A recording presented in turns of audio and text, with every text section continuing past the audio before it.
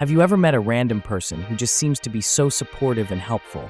They are confident and open, and it kind of feels as if they can read your mind? You think, man, I wish I could socialize and understand people like that. They are like that because they know the basic psychology of humans, of how they work and behave, unless they are just super charismatic and smart.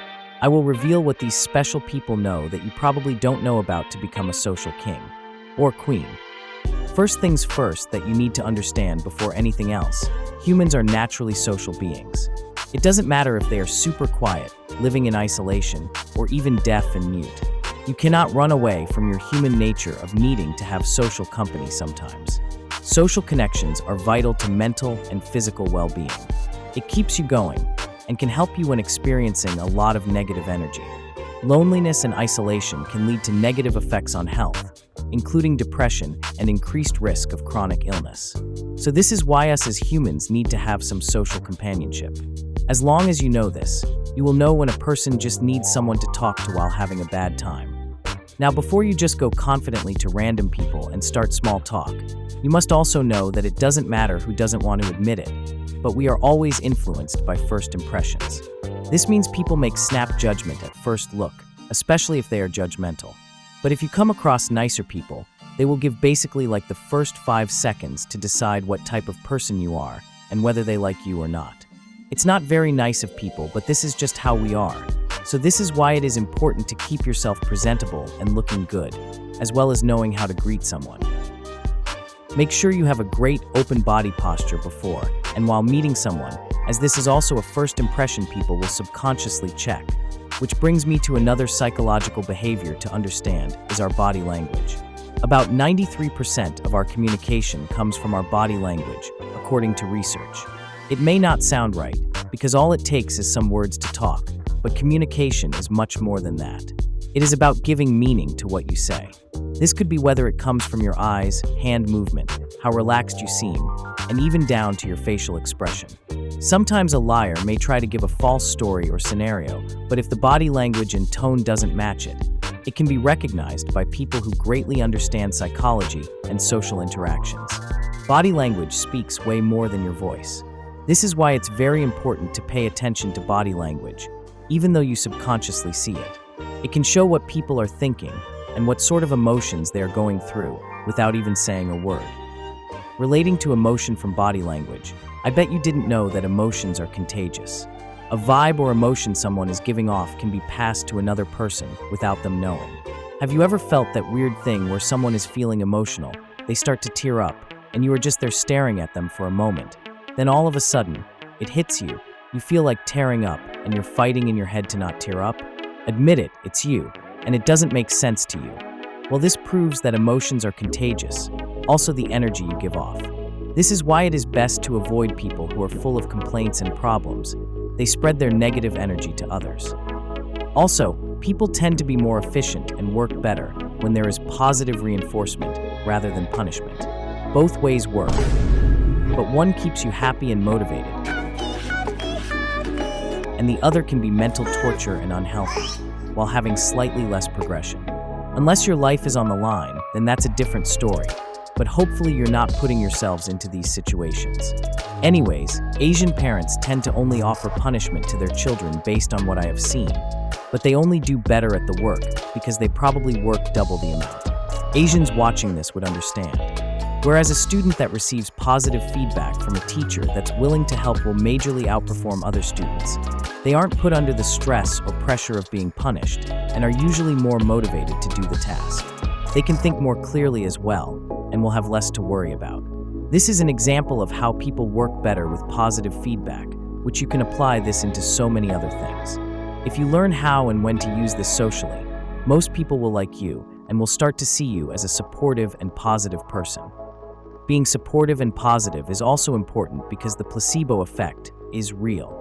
I don't care if the concept doesn't make sense, there is proof that it works. Psychology is weird sometimes. The placebo effect in psychology is where someone believes in something in which they perform as what they believe, or get closer to something, even if it's not happening. Usually this meaning refers to having treatment, but for it to work, you don't always need treatment. I'll give you an example for this. So let's say John and Bon are versing each other in soccer. and they are roughly equal levels when doing all the training, but Bon tends to beat John every time they verse each other.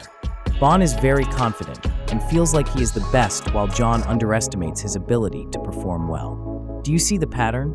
Simply just by believing in being better and capable, you will perform better. You are probably thinking, what the heck are you saying?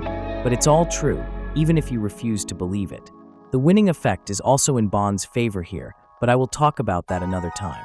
So back to social interactions and all. This is why it's better to embrace positivity. The placebo effect is real. Another psychology tip you must understand is that us living beings naturally tend to seek pleasure rather than discomfort. It makes complete sense, but we don't actually think about this for our day-to-day activities. From staying in bed, to scrolling on social media, to gaming, to eating bad foods, they are all comfort activities which we seek for. Our behaviors are often driven by the pursuit of positive experiences and the avoidance of negative ones. This is rooted in the brain's reward system, which reinforces behaviors that bring pleasure or relief. You should also relate all this to human interactions and what makes them happy. Humans also forget random things here and there. Don't get mad at someone that forgets stuff because it is normal. It's frustrating, but just understanding that memory is fallible. However, people tend to forget things that don't appear as important to them. And this is where we get mad at people. But please don't. Also, depending on the person, their memory could be better or worse, but never perfect. So just keep this in mind. Something else frustrating is when people are stubborn and tend to believe something because everyone else believes it. It is almost impossible to convince them to believe something outside the social norm. People tend to conform and are easily affected by social pressure as a means of benefiting their social welfare within the group. Random trends and beliefs like saying Apple phones are way better than Samsung phones, for example. This is a random belief people have conformed to. You see all these Apple users hating other phones, for example. Even though they are good in their own ways, especially younger people, they are part of the group norm that believes this is the way. It has even come to the point that having an Apple phone is seen as higher status and is more attractive. This is what I mean by people conforming to social norms. Back to before. This can be annoying sometimes for some people because they have this belief now that only having an Apple phone is good and other phones are weird to them or considered as kind of being broke. But this is now the social norm people have gone along with. And finally, similar to before, humans are prone to various cognitive biases, such as confirmation bias. So like favoring information that confirms existing beliefs, and anchoring bias relying too heavily on the first piece of information received. This is also why people are stubborn about random stuff, and it can be hard to change people's beliefs most times until there is actual visible proof. Like literally visible, viable proof. So yeah, these are the psychology facts that everyone must know and acknowledge. This can help you become a charismatic person. Unfortunately, not everyone knows these simple things about humans, but you can be different by understanding human desires and behaviors, and make sure to use these for your social interactions. So good luck.